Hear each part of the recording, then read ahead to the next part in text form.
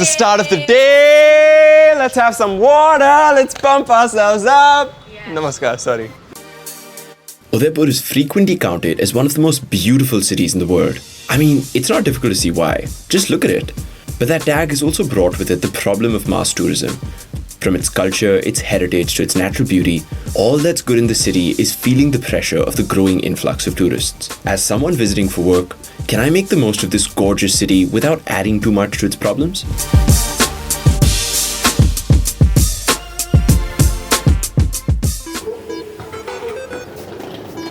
When it comes to domestic travel in India, trains are your greenest bet. They're almost 70% more carbon efficient than short flights.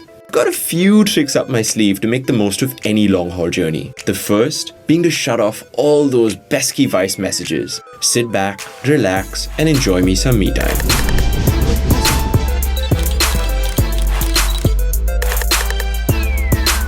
Udaipur is brimming with the most beautiful architecture and serene views, but it's also filled with traffic. I found it more rewarding to truly get to know the traditions and things that make a city tick rather than just skimming through the tourist top 10s. And what's a better way to do this than through the eyes of a local legend? Vishal Singh is an eco-maverick, working to make the city waste-free. He organizes wisdom walks for students, architects, and travelers like me to really discover the old city. You know, there are dime a dozen tours and tourist guides. What makes your wisdom walk so special? I'm trying to make you become more relative to the city. Yeah. So there's two ways. So there are tourists and who are just want to see touristy stuff, and then they're who are explorer. I want to know about the city. I want to see what Udaipur is. So what is the difference between a lot of the newer buildings and the older buildings that you have seen? So one, of course, the beauty. There is not detailed work. It's more straight lines. There are no curves. Old houses were more detailed, and spaces for people to see outside. Making more life to not depend on the technology, because there was no technology. So how we can make our houses more sustainable? So we have good summer, so it should be colder. In the winter it should be warmer. Oh wow, this is beautiful.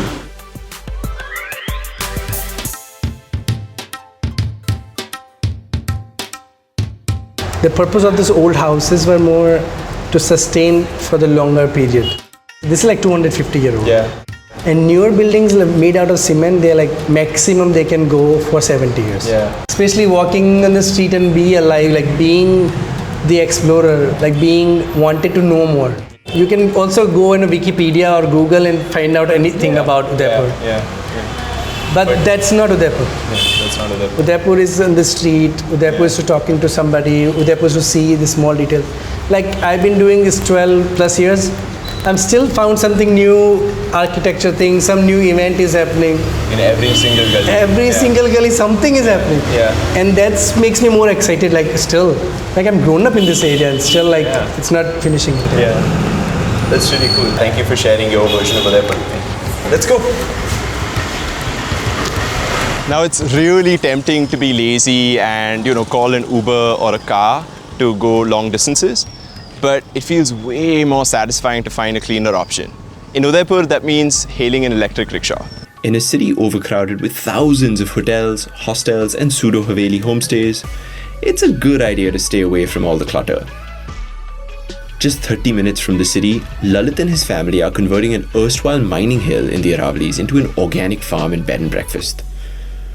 How are you? I'm good. Nice to see you. Yeah, it's so nice to be here after hearing so much about the place. Just look at this lush green. Not a single building in sight. What a change from the city. So this used to be a sort of mining operation earlier. Lalit and his family have converted all of this into a farm. They're in the middle of making this a sustainable farm. They're trying their best to preserve this threatened slice of rural Udaipur. I give my soul, my heart, my time to it. For electricity, we have a solar power. So we run our electricity only on the solar. We also made a huge water tank to harvest our rainwater, create our own ecosystem, so we don't need things from outside world to live our life. Funny, crazy stories that you have while building La Luna, or even recently with guests. I remember recently there was a pretty day, something like this, in the afternoon, and in the river. Yeah. And we saw a leopard basically. Well, it's not a scary thing that, but it was a nice thing. It was just peaceful. Peaceful. Yeah. They saw me, I saw them, and they just passed from there. Yeah. There are wild cats here basically, but to see them very closely and like that, it was nice. So Thank you so much for opening your house and your heart to us. Throw a stone in Udaipur and chances are it's going to hit a tourist looking for dal bati churma. But the best kept culinary secrets actually lie away from the city. Not a lot of people associate Udaipur's cuisine with the Bhil Gameti tribe. They're one of the many tribes that have been marginalized and live along the city's outskirts. By sharing their age-old traditions with tourists like me and hopefully you, they're giving a shot in the arm to their culture through these unique dining experiences. Let's check out what these OGs of sustainable cooking have whipped up for us today. The Bhil tribe's recipes are all equally part of Udaipur's culinary culture that you won't typically find within city limits. Giving their food a platform through your mouth can help preserve their practices, bringing them back to the mainstream.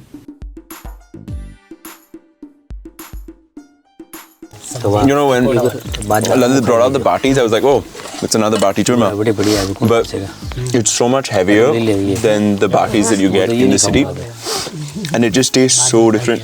As I approach my final day in Udaipur, I'd like to take back more than just memories. Inspired by the city's colourful spirit, I've decided to create a unique little memento that is literally made out of my experience here in Udaipur. Throughout my journey, I've been collecting sounds across Udaipur, and now it's time to put those recordings to good use. So I discovered this really cool duo called Ajaib Ghar. They conduct these creative coding workshops where they take sounds and sights from all over Udaipur and they convert it into an actual beat. We call this creative coding. The technique is creative coding, where you code to do something artistic. We want to bring culture and tech together. I really love the city. I've been inspired by the colors, the sights, the sounds, and I've tried my best to collect as much as I can of Udaipur. Based on everything you just described, I think I'm really excited to see how we could maybe co-create something based on what we've collected. That will be awesome. So we've got all your images in the set, including this beautiful one of the bridge. Yeah. Let's just all just say Uds like you just said. All right, let's say Uds. And would that be the official name of our beat? The Uds? We could name it in the code. Nice. Yeah. Okay, cool. Yeah. So let's drop the Uds.